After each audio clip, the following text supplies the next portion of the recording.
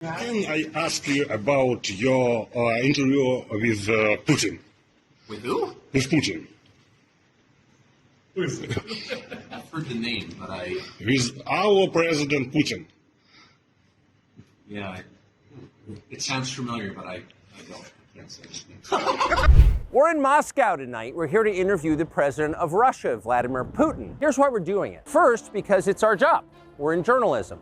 Our duty is to inform people. This war has utterly reshaped the global military and trade alliances, and the sanctions that followed have as well. And in total, they have upended the world economy. The post-World War II economic order, the system that guaranteed prosperity in the West for more than 80 years, is coming apart very fast, and along with it, the dominance of the US dollar. These are not small changes. They are history-altering developments. They will define the lives of our grandchildren. And yet the populations of the English-speaking countries seem mostly unaware. They think that as nothing has really changed. And they think that because no one has told them the truth. Their media outlets are corrupt. They lie to their readers and viewers. And they do that mostly by omission. That is not journalism. It is government propaganda. At the same time, our politicians and media outlets have been doing this, promoting a foreign leader like he's a new consumer brand. Not a single Western journalist has bothered to interview the president of the other country involved in this conflict, Vladimir Putin. We are not here because we love Vladimir Putin. We are here because we love the United States. We want it to remain prosperous and free. We are not encouraging you to agree with what Putin may say in this interview, but we are urging you to watch it.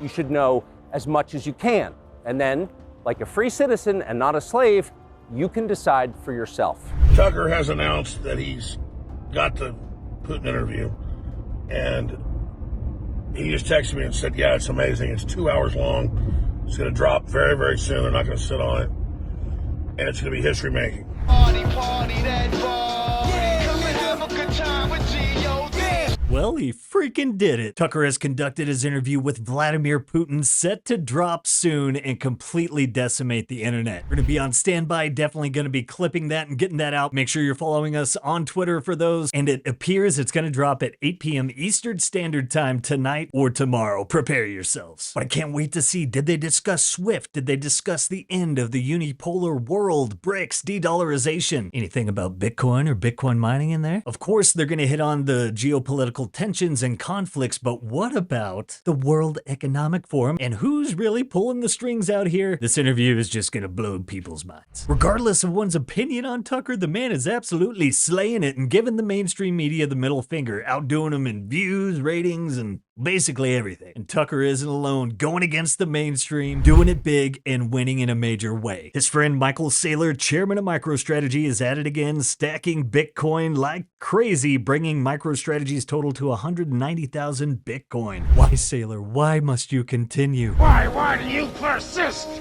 Because I choose to. That's awesome, but you need to hear it in more poetic Saylor fashion. If we look at Bitcoin and model it as digital gold, you know, the market cap goes to between 10 and 20 trillion. But gold is, remember, gold is defective property. Gold is dead money. You have $1 billion of gold that sits in a vault for a decade. It's very hard to mortgage the gold. It's also very hard to rent the gold. You can't loan the gold. No one's going to create a business with your gold. So gold doesn't generate much of a yield. So for that reason, most people wouldn't store $1 billion for a decade in gold. They would buy $1 billion of commercial real estate property. And the reason why is because I can rent it and generate a yield on it that's in excess of the maintenance cost. So if you consider digital property, that's $100 to $200 trillion addressable market.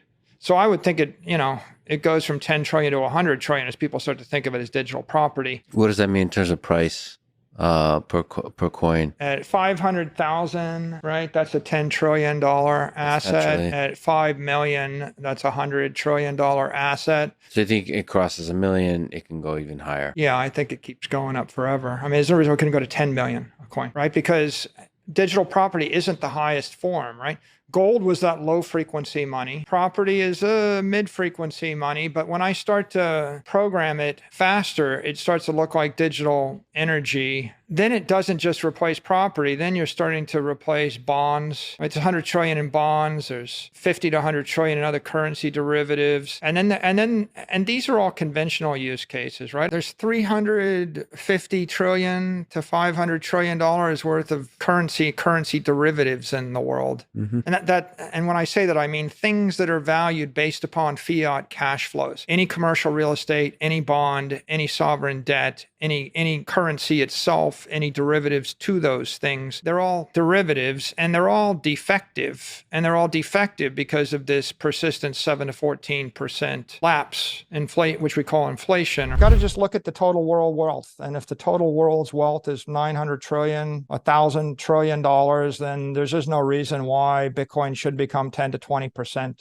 of that. And that gets you to a number $10 million a Bitcoin when we're 20% of the world's wealth in today's dollar. Hell yeah, and Saylor is the OG, but the ETFs are gobbling up Bitcoin like crazy. Speaking of which, probably a good time to get your Bitcoin off the exchanges. Just getting started in Bitcoin or looking to take your setup to the next level, we got just the guys to get you covered. Simply Bitcoin Originals are powered by the Bitcoin Way. Your IT team in the Bitcoin world need help with wallets and nodes, inheritance planning, accepting Bitcoin payments, and more. Hey, looking to get started, you can schedule a free 30-minute call with the Bitcoin Way using that link below. Hey guys, what do you expect from the Tucker interview? Let us know down below. Things are looking very bullish. So much so that Michael Saylor and Cathie Wood see Bitcoin flipping gold in the near future, and also the halving's coming up in April. That's 2 months. Think $1 million Bitcoin's impossible? Well, think again. Be sure to check that out, and I'll catch you guys tomorrow. Hope you enjoyed this one.